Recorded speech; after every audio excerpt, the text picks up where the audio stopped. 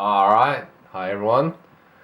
Just thought I'd do a quick unboxing video because I bought my first guitar pedal ever the other day. It's a SansAmp Para Driver DI version 2 by Tech21 NYC.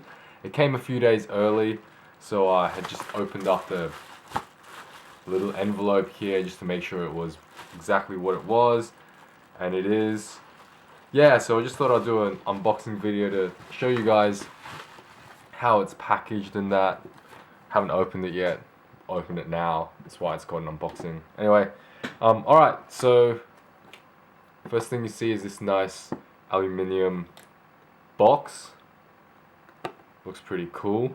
It's got some kind of plastic sleeve that runs just like that, just to protect it. Right, so going ahead and opening up the box here. Wow, there it is. Just pops off, the box just pops up nice. No tape or whatever around the box. And here we have the SansAmp Para Driver DI version 2. Now I just wanted to note that it came in the mail.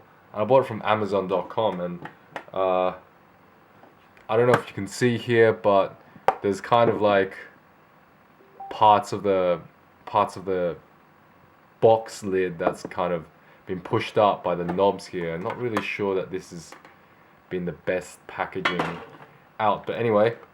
Alright, so here, this is what you see when you open it up. There's the pedal itself. Here's some kind of a Tech21 sticker. That's pretty cool. And here it is.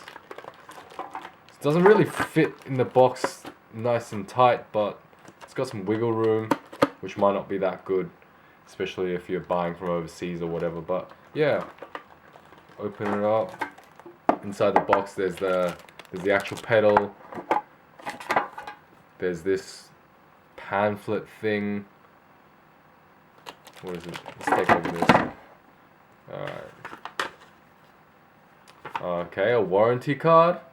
Looks like. Yep, warranty registration. And a booklet.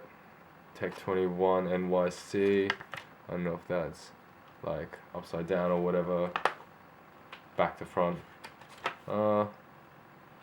Yeah, pretty much an instruction manual, an owner's manual, if you will.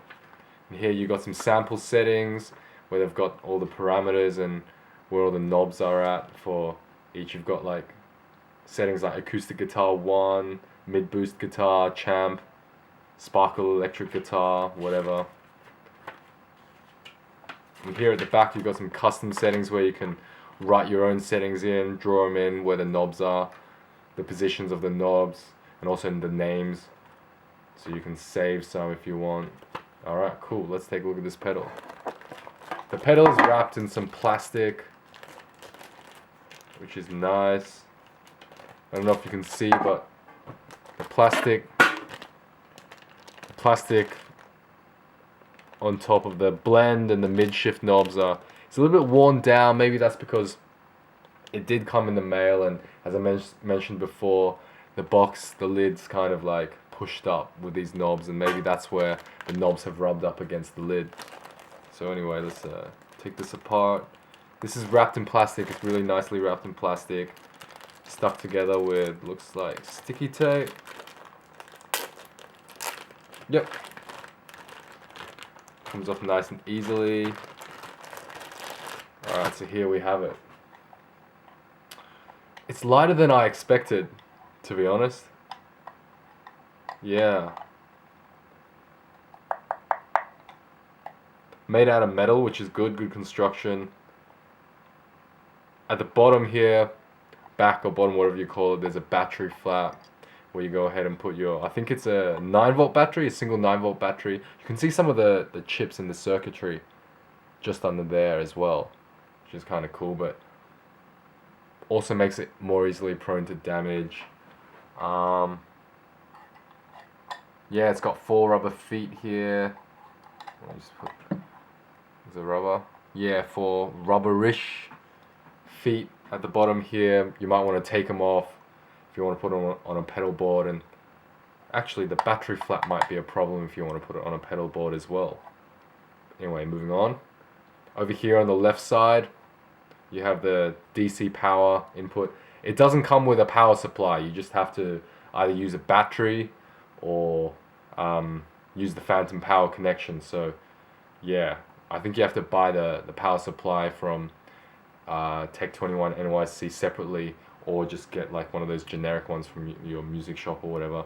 And we also have the output, the 1/4-inch output for a 1/4-inch jack, and we have the XLR balanced output for your XLR cable to plug in, which is like, it's almost primary purpose to be a DI box where you can plug your guitar in with a 1/4-inch TRS jack and then have it output through the XLR cable to a like outputting a balance level to a mixer or what have you. Here on the front, you've got all your knobs. You've got your level control, which is obviously volume, treble, which is your treble control, mid control, bass control, and your drive, which is kind of like a gain slash overdrivey. I haven't played this yet because obviously I've just opened it, but I imagine that it doesn't go as far up to distortion, but just like a kind of light or maybe kind of crunchy, smooth overdrive. Here you have the blend knob, which controls how much of your SansAmp circuitry is actually present in the signal, and then you have the mid switch knob, which mid shift knob, that kind of controls where your mid-range boost or cutting goes. I've done a fair bit of research on this product, as you may have guessed. I've watched countless YouTube videos, reviews, unboxings, demos, whatever. I've done heaps of looking online and stuff just to make sure I bought the right one. So I know a fair bit about like all these controls and everything. Here you have some buttons. You have a phantom and ground connect XLR, which basically just grounds the power supply, and also like what's the word, like allows you to use phantom power. So this thing can be powered with phantom power if you have a mixer or an audio interface or anything like that. You just switch on the phantom power from your phantom power source, which could be your mixer or whatever, and then click this on, I'm pretty sure, and through the XLR cable it will power this device. You don't need a battery or a separate DC power supply. Here you have a what looks like a boost, a clean 10 decibel boost for your 1/4-inch output, and then to the right of that you have what looks like a -20 decibel pad for your balanced XLR output. And then next to that there's a rumble filter, which can be handy. I imagine it just rolls off some lows for your might be handy for your acoustic guitar recordings. And then to the right of that, the last button is the air button, which I've heard adds a little bit of top end, which may be good for, again, your acoustic guitars. Here there's the on off button, obviously, and to the right of the device there's your input, which is where you plug your 1/4-inch TRS cable in. You can plug a guitar, a bass, an acoustic guitar, acoustic or electric guitar, whatever. You could probably even plug like a keyboard or something like that, or a hardware synthesizer, whatever. And then you have a parallel output, which is which outputs a dry signal parallel with your SansAmp affected signal, which is great, which is one of the main reasons I bought this device, is so you can record. I would mainly use this for recording at the moment, at least. So I can record a signal with the SansAmp active circuitry, and also a dry signal in case I want to muck around with a dry signal on the computer or my DAW or whatever, or it's like a backup. So yeah, alright, I guess that's pretty much it. That pretty much covers it. Later on, maybe in a few days time, I'll put a video up when I've had a play of this, a kind of like a demo slash review. But for now, that's it. Thanks so much, guys.